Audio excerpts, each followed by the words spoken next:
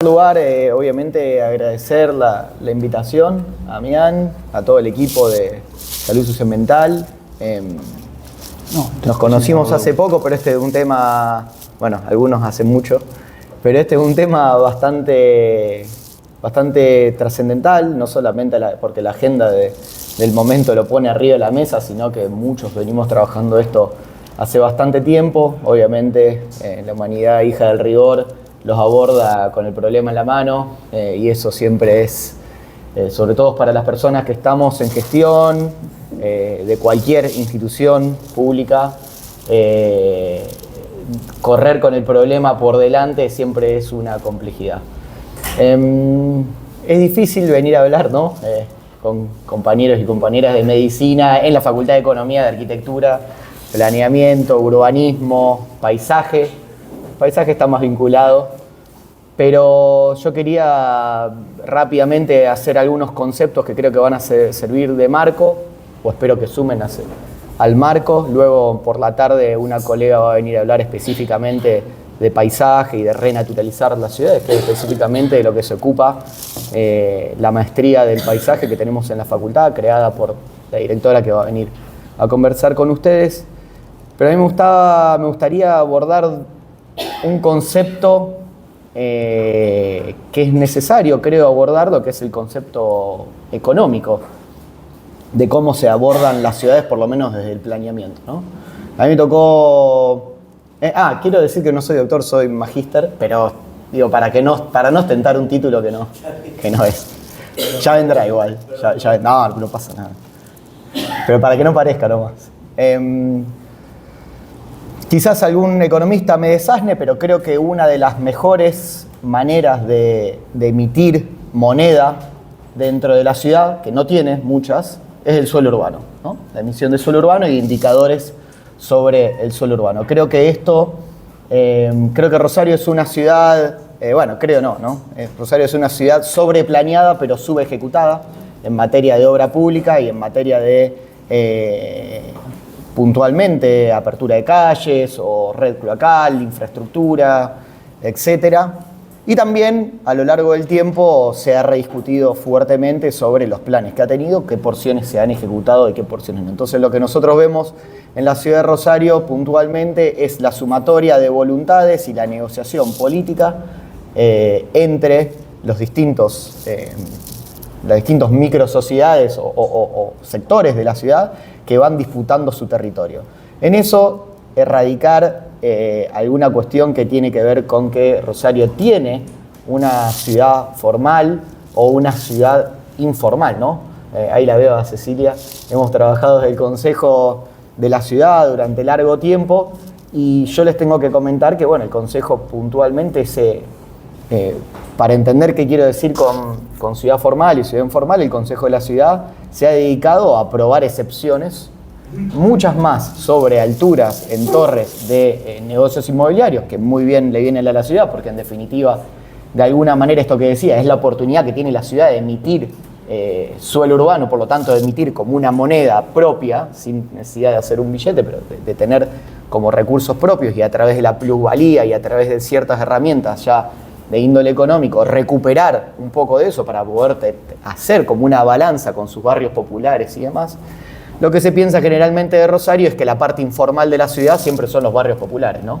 Cuando en definitiva la ciudad informal pudiéramos decir que es toda, tiene un dinamismo y una velocidad que es lenta pero es imparable, por así decirlo, ¿no? Es lenta porque el urbanismo siempre se estudia cada 20 años, cada 10 años, y por ahí las normativas que vuelven a discutirse en el Consejo de la Ciudad o las excepciones tardan en impactar. Entonces, y además sumado a la velocidad en la que vivimos hoy con las redes sociales y la inmediatez de la información, pareciera que la ciudad está quieta en el tiempo, pero en realidad es muy veloz.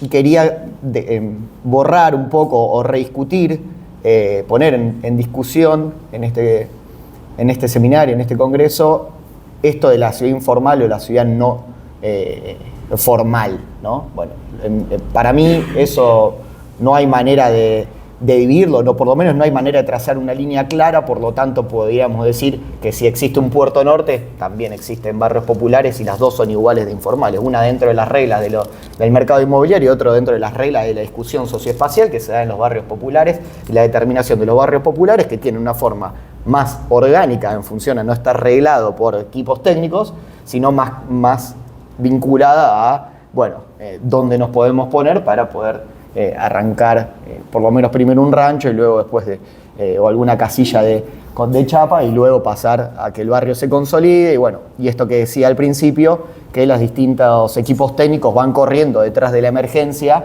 a los fines de poder reurbanizar, abrir calles, hacer tendido eléctrico seguro, cloaca en el mejor de los casos, etcétera, etcétera, etcétera. Y hay algunas cuestiones que quedan como con gusto poco, porque yo creo que la ciudad de Rosario ha tenido y esto ya es a título personal, yo creo que ha tenido políticas muy interesantes en la fines de la década del 90 en términos de apertura al río, y hay otro problema ahí también instalado, que es que una noticia muy común en la ciudad de Rosario es que es una de las ciudades que más metro cuadrado de parque público tiene en relación por habitante. Sí, es verdad, el dato es cierto, pero en definitiva ese dato está vinculado o está concentrado en un sector social muy específico, además, lo cual conflictúa mucho la posibilidad de los barrios populares de acceder a espacio verde. Entonces ahí se dan también otras cuestiones, ¿no? El problema de la apropiación del espacio verde, la sobremixtura o la infraestructura puesta al servicio del ocio durante los fines de semana, que sabemos que además la frecuencia de los colectivos decrece. Hay un desencadenamiento de conflictos constantes dentro de la ciudad que se dan por, de alguna manera, no volver a hacer este tipo de nuevo pacto urbano social que debiera estar conducido por los equipos técnicos o por las decisiones políticas, en realidad, mejor dicho, de quienes piensan los espacios públicos para nosotros y piensan sobre todo no solamente los espacios públicos, que es un lugar se supone que de mejora socioambiental, porque en definitiva estamos consumiendo verde y demás, sino que tiene que ver con la otra parte, que es la justicia socioespacial, que implica una vivienda digna, un acceso a espacio, a una urbanidad sana, ni les comento que además también sobre las cuencas del Saladillo y del Ludueña, además también hay conflicto en términos de riesgo de salud vinculada a las cuencas, también es uno de los lugares, generalmente los lugares inundables son los lugares por excelencia que eligen los barrios populares, no por una elección y una decisión alegre, sino porque generalmente son los lugares disponibles más cercanos al consumo de la urbe y al consumo de la ciudad, que es lo que le da la infraestructura a la vida. En definitiva, en esa incapacidad del Estado de poder equiparar el acceso a la tierra y el acceso a una vivienda digna, empiezan a surgir un sinfín de problemas que, si volvemos al aspecto económico, le resulta mucho más caro a los estados poder abordarlo desde el desorden que abordarlo desde el orden, ¿no? Y en el medio, obviamente, mucho sufrimiento en términos de los que los condena, digamos, no quiero usar palabras como fuertes pero no tan fuertes, digamos, ¿no? Que termina condenando a los barrios populares a 20 años hasta que el Estado después llega, y eso genera conflicto de cualquier índole. Terminan en lugares como, como el que estamos ahora puntualmente, ¿no? Presididos por quienes estamos presididos, y a las personas que estamos abocados a discutir políticas públicas y Estado presente, termina rompiendo cualquier cosa, porque no hay manera de abordar una complejidad. En realidad sí hay manera, no se tiene que hacer, pero una vez que el problema lo tenés en la mano y hay años tras años de sufrimiento, se rompen los vínculos de diálogo político con los barrios populares, y termina, barrios populares en el mejor de los casos, muchas veces asentamientos en pésimas condiciones, ¿no? Se termina rompiendo ese diálogo, por lo cual es una cadena que es muy difícil de romper. Pero además sumo otro problema que tiene que ver con la habitabilidad y con el problema de escasez de vivienda dentro de dentro de la traza regular, de vuelta, no quiero categorizar porque dije que iba a decir que no había ciudad formal y ciudad informal, ¿no? Pero, digamos, dentro de la traza regular, además hay otro problema. Si nosotros hacemos una evaluación directa respecto a dónde están las viviendas ociosas de la ciudad, están generalmente, en este momento, en el casco, lo que sería el casco histórico o el casco más tradicional o más antiguo de la ciudad. No tenemos casco histórico en la ciudad, pero, digamos, para que entendamos entre bulevares y el río, digamos, por así decirlo. Área central, bien, gracias. Sí, pero es un poco más amplio también, o sea que diría que a medida que se va alejando es como un degradé el mapa es bastante claro, pero bueno, y ni les cuento la primera línea del río y la costa, que son unidades habitacionales de materia de especulación inmobiliaria a pleno, digamos, lo cual se ve agravado además también por las nuevas tecnologías y las aplicaciones para alquiler temporario, lo cual aumenta la rentabilidad muchísimo y que deja a los habitantes de la ciudad de Rosario fuera del acceso a esa unidad habitacional, lo cual además se da una gentrificación de la cual ya venía produciendo, que la arquitectura y el urbanismo la produce inevitablemente. Cuando nosotros emitimos suelo urbano, emitimos indicadores, los procesos de gentrificación suceden, a veces suceden inmediatamente, a veces suceden generaciones tras generaciones, cuando una persona vende su casa y después murió su abuelo, entonces le quedó el departamento y lo vende porque necesitaba la plata para otra cosa. Esos son procesos de gentrificación más naturales, más lógicos, que dependen de los conflictos internos de la familia, y hay otros que es, bueno, no sé, usted estaba alquilando en el centro de la ciudad, el departamento se fue al triple, ahora tienen que vivir 3 personas porque tiene 3 habitaciones y se empieza a compartir la habitación, el departamento, y empieza a tener esta lógica más parecida a la que está sucediendo ahora en Europa, y se hace un proceso de gentrificación digital, porque lo habilitan las herramientas digitales y eso termina impactando. Rosario todavía está en un lugar en el que no entra en ese momento, pero yo diría que de alguna manera todavía tenemos las viviendas ociosas en la mano y estamos a tiempo de empezar a normar o empezar a trabajar esas problemáticas. Porque si Rosario tiene más o menos 30.000 viviendas ociosas, hay un poquito más, hay un estudio medio discutido porque también se ven, ahora están fijándose si los medidores de luz siguen funcionando, si te la quieren bajar a 10.000, bueno, por ahí habría que ver por dónde se traza esa línea.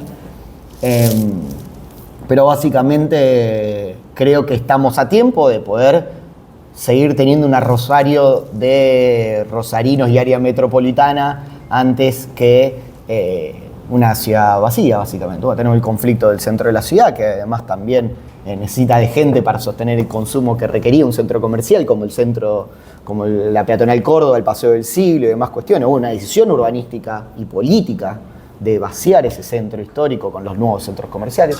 Bueno, todas estas son las ciudades, todo esto es la ciudad informal de la que yo quería decir que en realidad era toda, no es que los que vivimos más o menos más estables somos los formales y no, sino que nuestra dinámica también está conversando todo el tiempo con esta tensión de los barrios informales, periféricos, populares, asentamientos irregulares y demás. Y por último, bueno, digamos, si nosotros vamos a estar emitiendo suelo urbano, ¿cuáles son las herramientas de recupero en donde estamos poniendo mayor altura? Por ejemplo, Boulevard Rondó, Alberdi o Fisherton, que estuvo conversándose hasta hace poco. ¿Cuáles son las herramientas para invertir en infraestructura en los barrios populares? Porque en definitiva lo que nosotros deberíamos hacer es llamar a esos capitales para poder tener herramientas para desarrollar los lugares postergados. Digo, pareciera como bastante básico, pero es bastante más complejo de eso y bueno, nada, en eso quiero dejar, dejo abierto también al resto del panel y también a lo que va a suceder hoy de la tarde, pero digo, esos lineamientos de discusión del territorio me parecen como algunos puntos, no son todos, para darle discusión a que renaturalizar las ciudades también requiere de herramientas de equipos técnicos, requiere de herramientas económicas, requiere de herramientas financieras para poder abordar las problemáticas que tenemos que hacer. La arquitectura y el urbanismo es una disciplina muy cara, pero si se la quiere es muy barata en términos de planificación previa.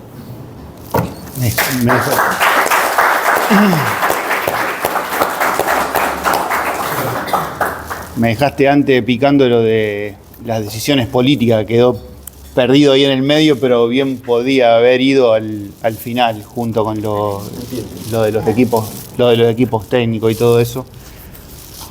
Y siempre algo que a mí me queda dando vuelta en la cabeza, porque cuando hablamos de renaturalizar las ciudades y cambiar radicalmente el paradigma que nosotros tenemos de concepción del verde urbano, que no diría que a lo que me dedico yo, porque yo me dedico a las plantas, no el verde urbano en general, trabajo para eso, pero hay otra gente que tiene una visión un poco más profesional del tema, pero sí trabajo con mucho de plantas, miro mucho de plantas y las veo en este contexto, que es un contexto demasiado complicado para intentar cambiar el verde urbano. Entonces me da vuelta siempre en la cabeza el tema de cómo lo arrancamos con fuerza, y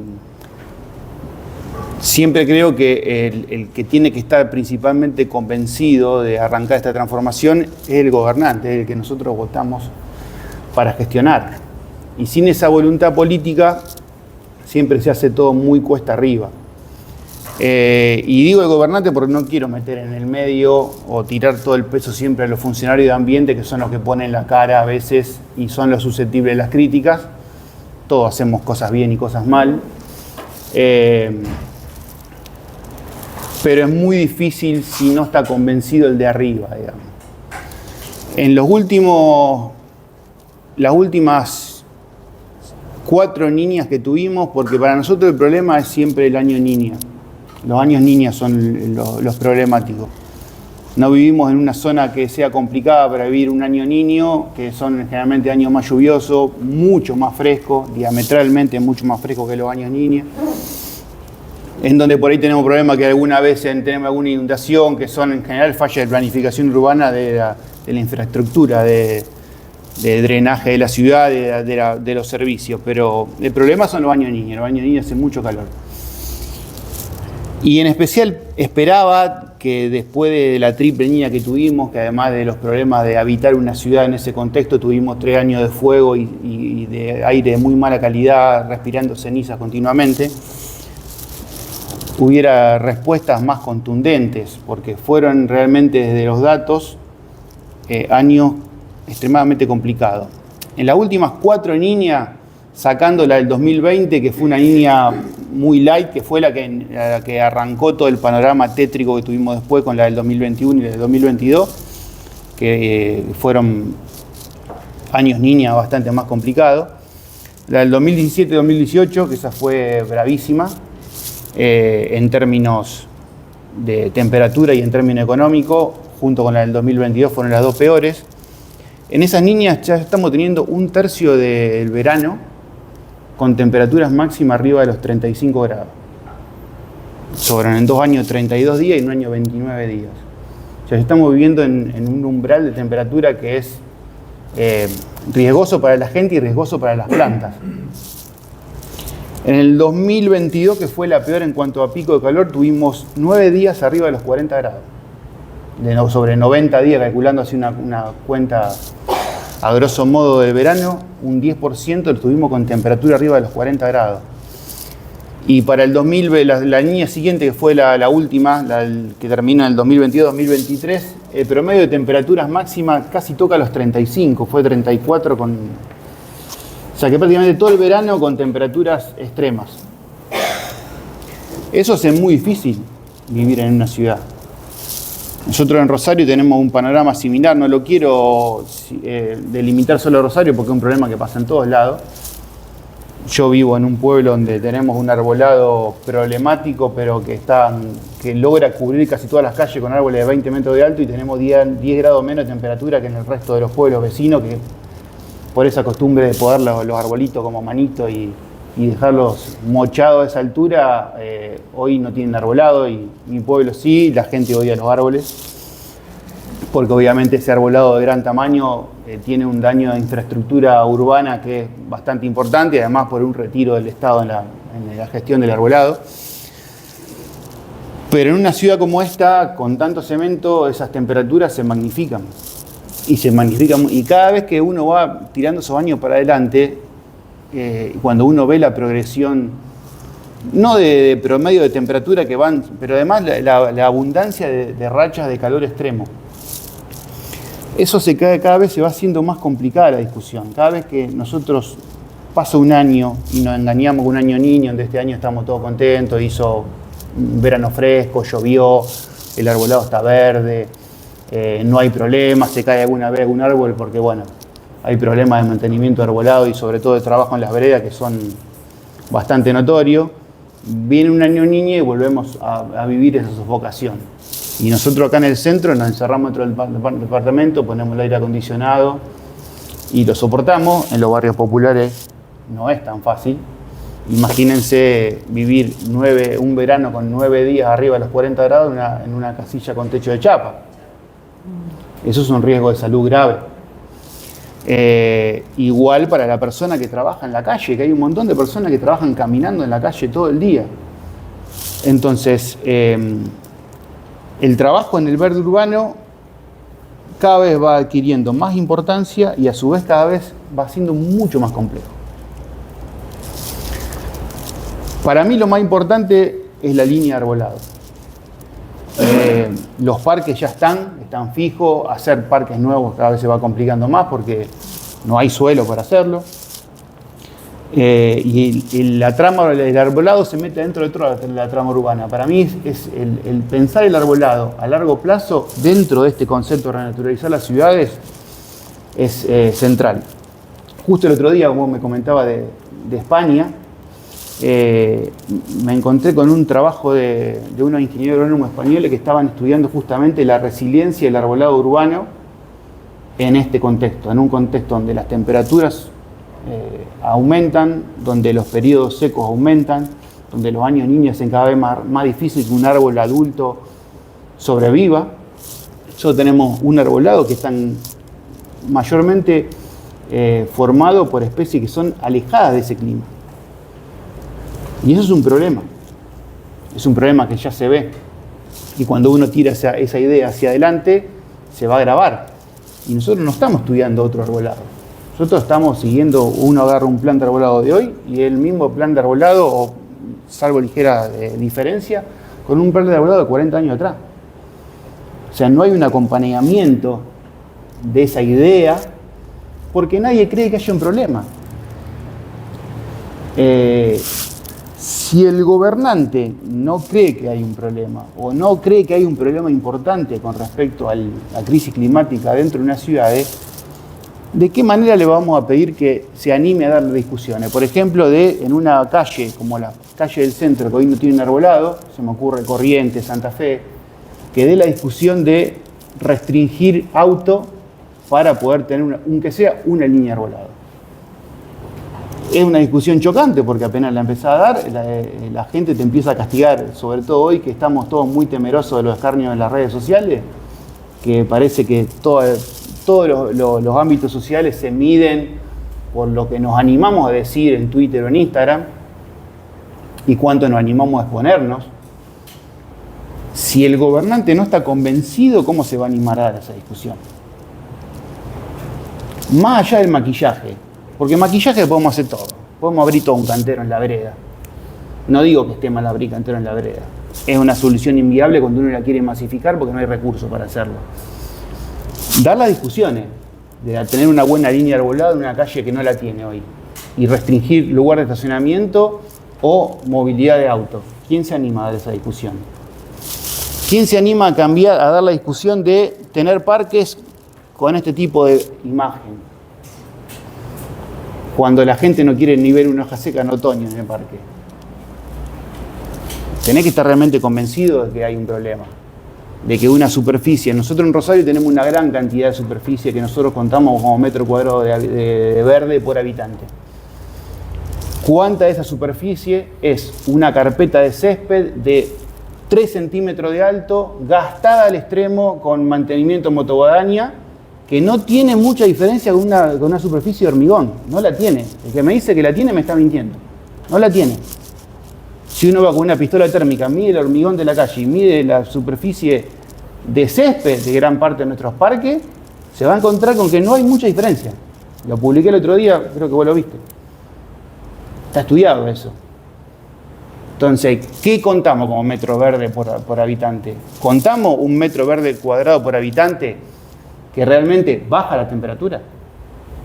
¿Que absorbe agua? ¿Que captura carbono? Un suelo malo no captura carbono. Un suelo que está solidificado, como esta mesa que vos clavás la pared y no se entierra, no captura carbono. Al contrario, un suelo oxidado que emite carbono. Entonces, es muy difícil cuando uno habla de estos temas y nos ponemos a hablar de renaturalizar las ciudades, hablar eso en un momento donde nadie se anima a renaturalizar las ciudades. Y no se anima porque justamente no estoy yo convencido, al margen de que nosotros nos podemos juntar y discutir, de que los que nos gobiernan, el que accede a una gestión pública, crea que la crisis climática es un problema lo suficientemente grave como para destinarle atención. Muchas veces ni siquiera es cuestión de recursos, es atención. Entre pensar un arbolado que aguante una temperatura extrema y plantar otra cosa que uno consigue en un vivero, no hay mucha diferencia de estos recursos. Menos en una ciudad como Rosario que ya tiene un vivero, pero arrancamos hace 10 años, más de 10 años ya, 11 años creo, que puede hacerlo, con profesionales que pueden hacerlo. Entonces, creo que tendríamos que tener una presión significativa para convencer a los que nos gestionan de que realmente tenemos un problema. Y que de una ciudad gestionada de esta forma, con poca valentía para hacer cambios, es muy difícil que vaya a estar preparada para sostener 3, 4 o 5 grados más de temperatura. Lo vemos con el tema de la construcción. Hoy prácticamente una regla escrita que cada edificio que se hace tumba el árbol que tiene enfrente. Esto lo puede ver cualquiera que camina en la calle.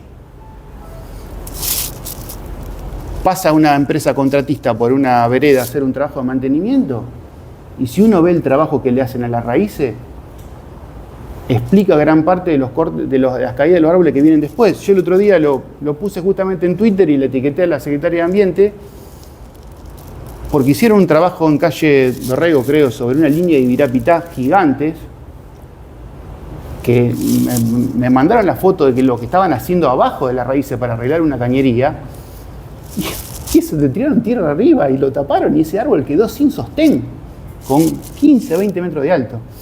Entonces, si nadie cree que eso sea un problema, ¿cómo le vamos a pedir que lo vaya a controlar? Entonces, la raíz de todo, para mí, es que todavía no hay un convencimiento de que esto que estamos charlando entre todos sea realmente un problema que destine atención, algo de recursos, porque los recursos siempre son escasos, y nos pongamos a trabajar.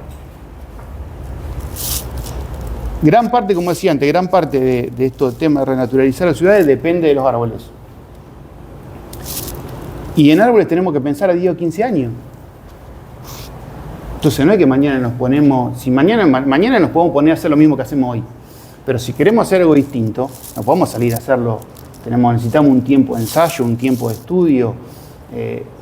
Sobre todo buenos ejemplos que perduren para convencer a la gente, porque mucha parte, como decía antes, no nos podemos animar a tener un parque con este tipo de paisaje a gran escala, más allá de algún canterito, porque la gente se queja. La gente no quiere que esté el pasto largo, no quiere que haya hoja, no quiere que haya suciedad. Y todo ese trabajo es un trabajo a largo plazo que hay que hacer mucha educación y hay que tener buenos ejemplos. Pero para que eso pueda pasar, necesitamos a alguien convencido de que es necesario que pase. Y gran parte de eso, me gustaría dar el paso acá a la compañera, es justamente eso, lograr que haya decisión política y convencimiento de parte de los gobernantes. Después podemos discutir muchas cosas, podemos discutir qué vereda tenemos, qué arbolado ponemos, qué tipo de espacio público, cómo lo mantenemos para que sea un espacio público que realmente cumpla sus funciones de verde urbano y no sea simplemente una alfombra verde que tiene más de alfombra que de verde. Porque hoy lo que tenemos es básicamente eso, en gran parte del espacio público, no solamente acá, de todos lados. De hecho, tengo una foto para la charla después, que es de la alfombra verde, es más alfombra que verde. El verde, ni bien asoma, lo echamos. Bueno.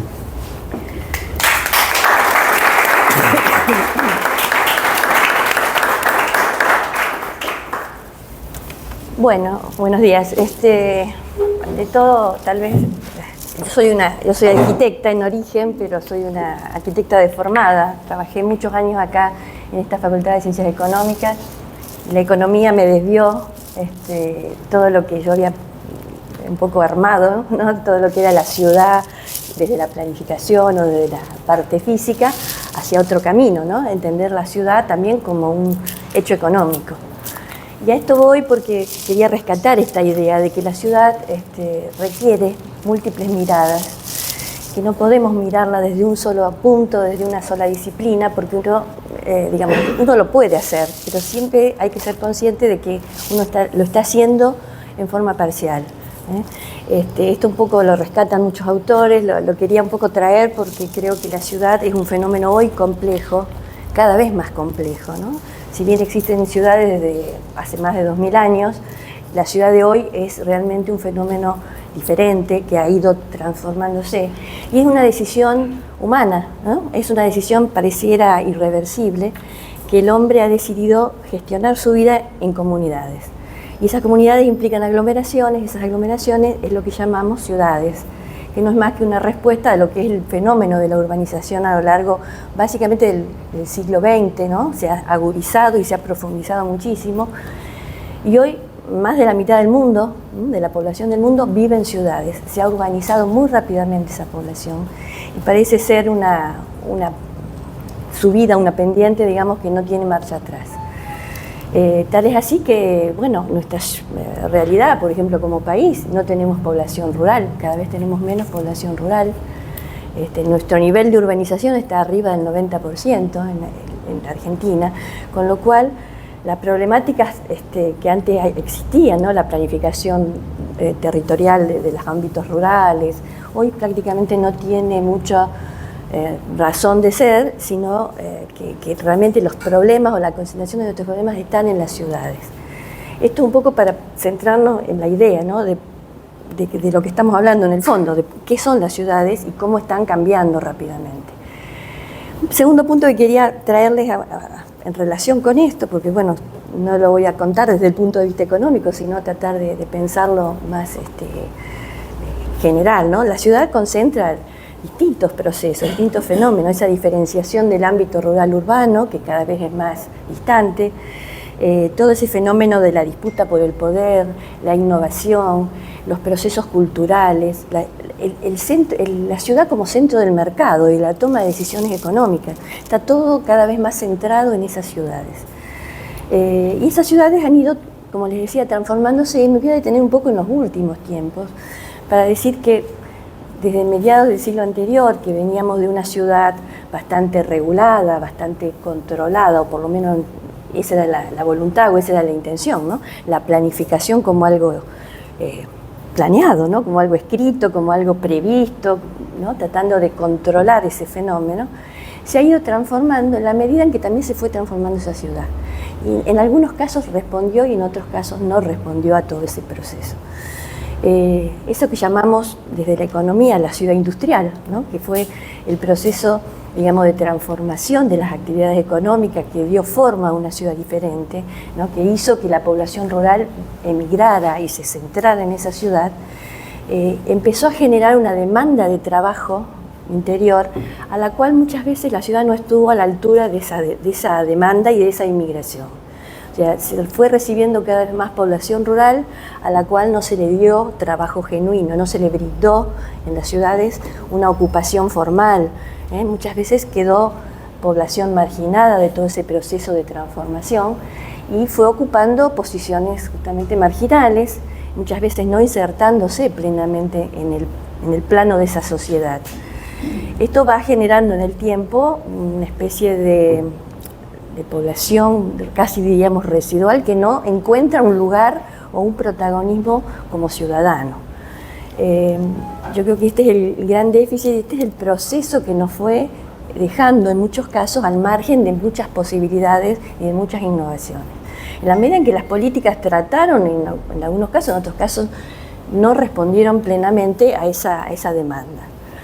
Esta ciudad nueva que se ha ido construyendo no es un fenómeno propio de Rosario, ¿no? Es un fenómeno global, diríamos. Se habla de la ciudad postindustrial, de la ciudad de los servicios, de la ciudad que requiere, tiene otras demandas, ¿no? Es una nueva sociedad que se está formando, donde el empleo industrial, que era un poco el empleo formal, el que le daba realmente una posición al ciudadano dentro de ese espacio, se ha ido relegando, se ha ido reduciendo. Muchas veces la industria como tal va desapareciendo de nuestra realidad, se va desplazando muchas veces de las ciudades hacia las periferias o hacia otros lugares, y es el servicio el que ocupa. Y ese servicio suele ser de buena calidad o de muy mala calidad, ¿no? Lo que llamamos el empleo de cuello blanco en algún momento, o el empleo formal en servicio de calidad, el servicio a las empresas, el servicio vinculado a las nuevas tecnologías, o el servicio básico, ¿no? El servicio del que junta basura o el que barre una calle, o bueno, empleos de muy baja calidad y de ingresos marginales, diríamos, que van quedando desplazados y van agudizando un plano social, digamos, con marcadas diferencias. Estas marcadas diferencias también se marcan en la ciudad. Se marcan a través de lo que empezamos a hablar de ciudades de islas o ciudades por sectores, ¿no? Donde cada sector se va como segregando, diferenciando de otros. Algunos van avanzando, van completando, digamos, su urbanización, y otros no. Otros van quedando mucho más postergados, digamos, en sus posibilidades. Esta es la ciudad de los fragmentos, es la ciudad de la marginalidad, la ciudad de la segmentación, básicamente, desde el punto de vista físico, que es la realidad con la cual nos encontramos hoy. Ya no tenemos más la ciudad industrial del Rosario de otras épocas, donde encontrábamos centros importantes de producción dentro de la ciudad. Hoy nos encontramos con otra realidad, y a esa realidad se han sumado otros elementos, como puede ser la inseguridad, todo el tema de la marginalidad a partir de las drogas, de los negocios, de los ilícitos, una serie de elementos que van transformando esa sociedad y las respuestas que esa sociedad necesita. Esta es la realidad. Creo que más allá de que muchas veces la falta de servicios, este es un elemento en el cual se planificó, se previeron muchas cosas, pero hoy no tiene, buena parte de la sociedad ha quedado, justamente esta sociedad marginada, ha quedado desplazada del acceso a esos servicios. Y por otro lado nos encontramos con una ciudad que ha tenido un crecimiento muy disperso, ¿no? La expansión inicial, la expansión de los barrios obreros, la expansión controlada hacia el suburbio, hoy se ha extendido y está lo que llamamos el fenómeno de la periurbanización, ¿no? La extensión, la ciudad se une a otros centros, va generando lo que en algún momento se habla de ciudad dispersa, espacios rurales mezclados a veces con los urbanos o que van quedando como intersticios, en forma descontrolada. O sea, la ciudad administrativa, el Rosario que todos hablamos y queremos, no existe como el Rosario ideal o al que podemos aspirar, sino que existe un fenómeno de urbanización que ocupa mucho más allá de los límites de la ciudad y que desgraciadamente no se controla, ¿no? No se puede programar, no se puede acceder a una planificación de todo ese espacio, porque justamente son fragmentos diferentes, hasta políticamente diferenciados, y ha habido un intento a través de lo que era el ente de coordinación metropolitana, pero creo que está todavía muy alejado de la posibilidad de coordinar realmente una ciudad extendida. Bueno, esta es la realidad con la cual nos encontramos y le estamos sumando en los últimos tiempos todas las demandas ambientales. Creo que esta es otra cuestión que ha empezado a estar presente desde en un principio en la teoría, ¿no? Uno empezaba a escuchar del control ambiental, de todo lo que son los ODS, ¿no? Los Objetivos de Desarrollo, donde se tienen en cuenta una cantidad de objetivos, como la parte de los servicios, la parte del verde, las necesidades de incorporar otras cuestiones a las ciudades, porque la verdad que cuando se avanza sobre los espacios urbanos se destruye muchas veces, se ha destruido, se ha pasado, se ha omitido el plano natural, ¿no? Lo que era ese suelo de base, ese suelo que sustenta y del cual parece haberse alejado plenamente, como decíamos antes, eso de encerrarnos en un edificio con aire acondicionado cuando hace mucho calor, estamos desconociendo el medio prácticamente que nos rodea. Y por otro lado, toda esta cuestión del cambio climático, ¿no? Los excesos de contaminación, una cantidad de elementos que hacen a un cambio de ese medio que viene agudizando las demandas y a los cuales las ciudades todavía no estamos respondiendo, ¿no? Desde las ciudades en general, hace poquito escuchaba una conferencia de la CEPAL que hablaba sobre justamente los temas ambientales y hacía una especie de mea culpa, ¿no? Diciendo, bueno, hasta ahora nos dedicamos a remediar, ¿no? A resolver, una vez que se producen los problemas, atender, tratar de compensar o de resolver en parte el daño producido. O sea, es como necesario, es como que hay un llamado a que realmente desde las ciudades se empiece a pensar antes, ¿no? ¿Qué es lo que me va a pasar? ¿Qué es lo que se me está produciendo que yo no voy a poder controlar? ¿Y cómo lo voy a tratar de mejorar o atender? O sea, esos objetivos climáticos no se están cumpliendo, ¿no? El aumento de la temperatura, la concentración de efectos de lluvia en algunos momentos del tiempo. Eso genera problemas, genera dificultades, pone obsoleto nuestro sistema de desagüe. Está faltando vegetación, está faltando una cantidad de elementos que tenemos que empezar a pensar y creo que estamos todavía lejos o descuidados de esta realidad. Todo esto hace que hoy tengamos que estar pensando otra ciudad, me parece, ¿no? Estar preocupados por qué es lo que nos va a pasar, en qué estamos inmersos. Y hay 4 o 5 elementos que me parecieron interesantes, digamos, como recomendarlo, ¿no? Pensar claramente y atentamente a todas estas nuevas demandas ambientales. Creo que desde cada lado, desde cada organismo de la municipalidad se debería estar viendo, bueno, qué me está pasando, qué me puede llegar a pasar, generar planes de contingencia, generar anticipación, ¿no? Hay elementos que creo que se están haciendo o se están tomando, pero creo que todavía falta mucho para resolver y atender claramente esta cuestión. Un segundo tema creo que tiene que ver con el control de la extensión urbana. Este es un problema gravísimo que atiende a todas las ciudades. La ciudad se extiende y está bajando su densidad promedio. Eso implica mayor costo de mantenimiento, implica que esas densidades extendidas ocupan suelo muchas veces que podrían tener alguna actividad y no se ocupan plenamente y están generando un mayor costo en el mantenimiento y en llegar con calidad en los servicios a esos espacios nuevos. Necesitan llegar a educación, necesitan llegar con transporte, se necesita llegar con desagües, con agua, y hoy vemos que muchos de los espacios de la periferia, más allá de los marginales incluso, ¿no? O de las ocupaciones informales, no lo tienen. O sea, hay zonas que no tienen agua, hay zonas que no tienen desagüe.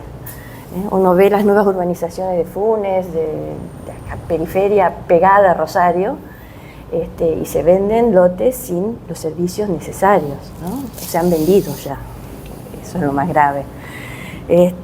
Bueno, creo que este es un tema, ¿no? O sea, el acercamiento de las empresas de servicio con quienes planean una ciudad o un área, creo que es fundamental. O sea, yo siempre digo, hay un hecho que siempre me llama la atención, que es Rosario, con la cantidad de población que tiene, no tiene una planta de tratamiento de líquidos cloacales. O sea, una ciudad de más de 1 millón de habitantes que tira sus líquidos cloacales al río sin tratamiento, me parece una barbaridad, ¿no? Si uno la piensa, ni siquiera creo que está en la conciencia de todos nosotros lo que eso significa, ¿no? Me parece que hay cantidad de cosas que tenemos que empezar a pensarlas y a tratar de darle una solución.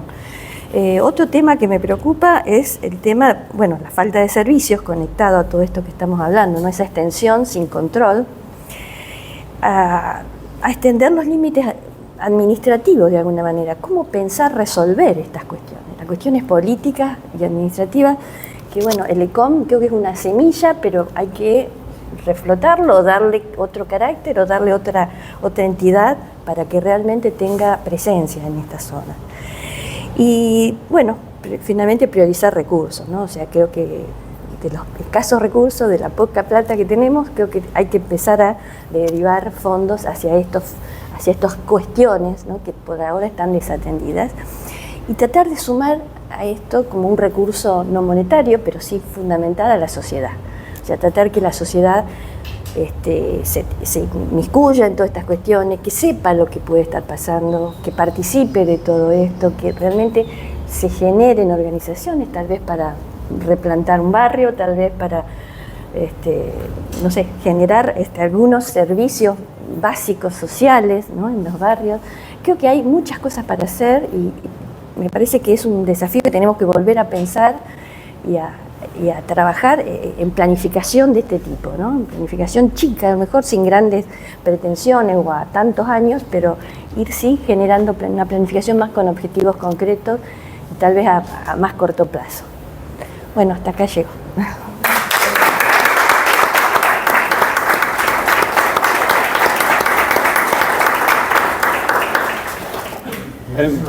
Permitime agregar algo, porque el tema de los recursos siempre es Un tema interesante. importante para el tema. Yo soy un convencido que la plata sobra, A veces se malgasta. que falta porque gastamos mucho y mal. Y doy siempre el mismo ejemplo, que fue la crisis de las quemas en el río. Era prácticamente gracioso ver cómo se juntaban centenares de personas con avioncitos que en realidad eran fumigadores y los usaban para ir a combatir fuegos de kilómetros de extensión en el río, ida y vuelta, ida y vuelta, ida y vuelta. No se dan ni idea de lo costoso que es eso. ¿Cuánta guita se invirtió en trabajo preventivo en el río en esa época, cuando ya uno iba en enero del 2020 al río y tenía un pasto seco a esta altura, que uno no podía caminar en la laguna, o la gente que recorre el río lo sabíamos? Y decíamos, esto se prende fuego todo este año. ¿Cuánto trabajo preventivo hubo para recorrer la isla, hablar con los productores ganaderos, que son los que prenden fuego, hablar con los isleros, que también prenden fuego, para no romantizar, porque si no, el islero no prende fuego, y algunos prenden fuego también. Para limpiar prende fuego. Hay gente que tira la basura en el campo y prende fuego. ¿Cuánto se invirtió en eso? Cero. La comisaría de Isla de Entre Ríos no tenía ni nafta para la lancha. Yo fui a hablar con la gente de la comisaría de Entre Ríos. Entonces, por no gastar un poquitito, terminaste gastando millones. ¡Millones! Ni quisiera hacer la cuenta de la cantidad de guita que se gastó. Y en ese momento aparece. Entonces, ¿dónde estaba? No se sabe. Pero apareció. Se gastó mucho, se gastó mal y se gastó el pedo. Porque no se gastó como correspondía haciendo el trabajo que había que hacer. Y eso se corresponde para todo. Cuando uno habla de arbolado, cuando uno habla de cómo diseño un espacio público, cuando uno no gasta bien y termina postergando la resolución de problemas hasta que explotan y hasta que es necesario actuar, gasta mal, gasta peor, toma malas decisiones y gasta peor. Y no resuelve el tema. Y no se resuelve el tema porque en realidad lo que está haciendo es apagar incendios, y apagar incendios es la cosa más cara que hay. Lo que hay que hacer es evitar que el fuego se prenda o evitar que el problema explote. Cuando el problema explote, vos tirás manotazo ahogado. Y lo vuelvo a relacionar con el tema de arbolado y con otro tema también que es importante, que es la producción de alimentos.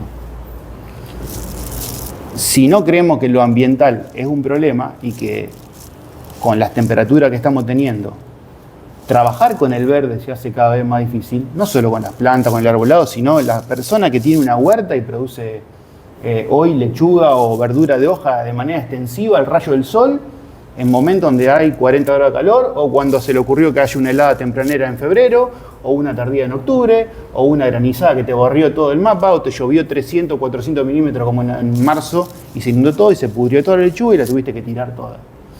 Entonces, cuando vos no crees que eso hoy es un problema, y no actuás, y no trabajás, y no llamás a los mejores de las 3 universidades que tenemos en la provincia, del INTA, y decís, muchachos, ¿cómo vamos a producir alimentos de acá a 10 años?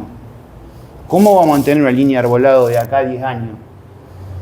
Entonces, cuando el problema explote, y va a explotar, nosotros no tenemos como los holandeses invernaderos robotizados que sacan el plantín de lechuguita, lo ponen acá, le regulan la temperatura, no hubiese 40 grados de calor, bajalo a 20. No, nosotros no tenemos esa tecnología, ni la vamos a tener. Pero tenemos que comer. Y tenemos que caminar por las ciudades y tenemos que caminar a una temperatura agradable. Entonces, Hoy el problema es que no hay recursos. En algún momento va a explotar. Y cuando explote los recursos van a tener que aparecer. Y van a tener que aparecer 10 veces más recursos, sin gente, sin trabajo de ensayo, sin trabajo preventivo, a la apurada, tirando manotazo ahogado. Entonces, el tema de los recursos es algo que habría que discutir, a ver qué llamamos falta de recursos. Eso me parece que sería importante, porque en eso radica, con la falta de decisión política, con la falta de creencia que tenemos, que estamos viviendo una crisis climática, que va a ser nuestros próximos años mucho más difíciles. Si no nos convencemos de eso, para tomar decisiones, para encarar tareas de control, para encarar rediseño de la infraestructura pública de servicio, no solo los drenajes. Cuando ahora, en estos últimos años hay que decir que mejoró un poquito. Pero cuando en los años antes de que yo me vaya a Rosario en el 2019, pasábamos 3 o 4 días en el microcentro sin luz porque se fundían los cables y la EPE nos dejaba 3 o 4 días. Tuve incluso un cable colgado que cruzaba la puerta mía, que lo habían atado en columna de metal, atados con alambre, un cable, y yo pasaba por ahí abajo. Entonces, la electricidad también colapsa ante el calor. Entonces, de vuelta, habría que ver el tema de los recursos. Si realmente es que no tenemos recursos o que estamos acostumbrados a gastar siempre mal, entonces nunca alcanza.